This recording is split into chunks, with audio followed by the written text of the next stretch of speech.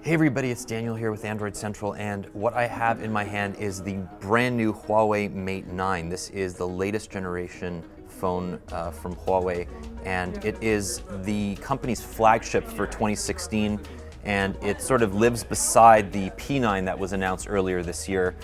This has all of the specs that you'd expect from a flagship phone and has a lot of Huawei's built-in hardware that makes it really interesting both from an international and a US perspective, largely because the hardware in here makes it compatible with US carriers out of the box, and that's really nice to know.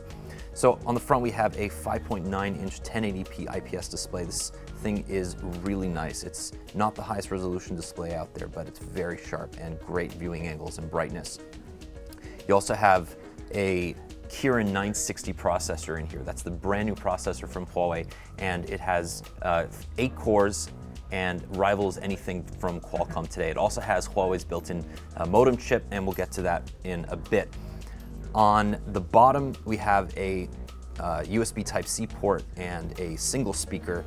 On the top is that headphone jack that is seemingly hard to come by these days, and an infrared sensor for people who actually want to control their TV.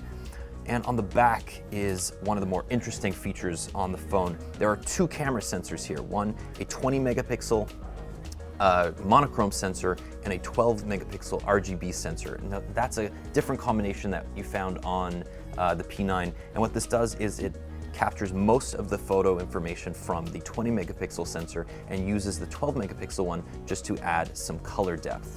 So there's an f2.2 lens here, and it takes some great photos that we'll also show you in just a second. You can see every time you start you turn on the phone screen, you get a new wallpaper, and that is part of the new EMUI 5.0. So you have a traditional notification shade. You also have really easily accessible quick settings, lots of features here, and we'll go through some of them now. You have some very sort of quirky Huawei specific stuff like App Twin, which allows you to log into Facebook and WhatsApp at the same 2 separate accounts at the same time. You have obviously the built-in multitasking feature on Android 7.0 Nougat, and you get all of Nougat's great features as well, including inline replies and anything that you would expect from a Pixel phone running Nougat, you would expect here as well. Comes with some new apps as well. Much better design than previous versions of EMUI, and Huawei says that it's always making improvements to them as well.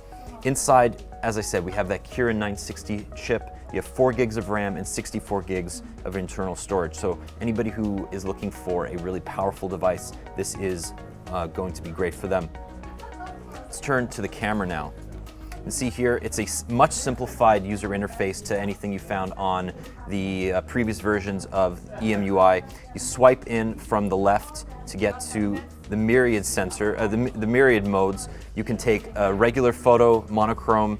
Obviously, there's Huawei's famous beauty shot and beauty video. There's 4K video in here as well, and the modes just keep on going. You have slow-mo, time-lapse, watermark, light painting, anything you'd expect here as a company known for its photos from Huawei.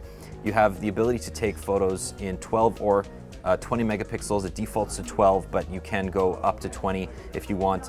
And the photos look fantastic. We're here in New York City, right above Central Park, and these photos look great at 12 or 20 megapixels. So if you're a photo enthusiast, this is going to be a great phone for you.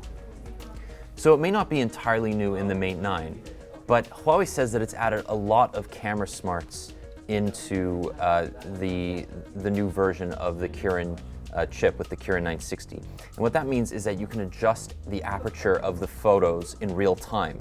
So when you see this little button here, it's the wide aperture mode. And you can see when I turned it on, everything behind this camera got blurred. Now you can adjust that in real time. Even though the actual lenses have a fixed f2.2 aperture, you can use this slider to adjust it all the way down to 0.95, which gives the effect of a very shallow depth of field. Now, it doesn't look perfect, but it's definitely a really good alternative to what Apple's doing on the iPhone 7 Plus by having 2 lenses at different focal lengths.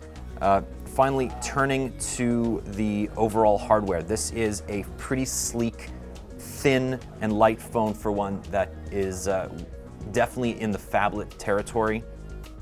You have very slim bezels. The screen goes all the way to the edges on the left and right. So if you are looking for one of the bigger phones on the market without having to sacrifice one-handed usability, this is definitely the one for you. We don't have a lot of information right now on US availability, but Huawei says that there will be announcements before it comes to market around the world. And you can expect lots more from AndroidCentral.com.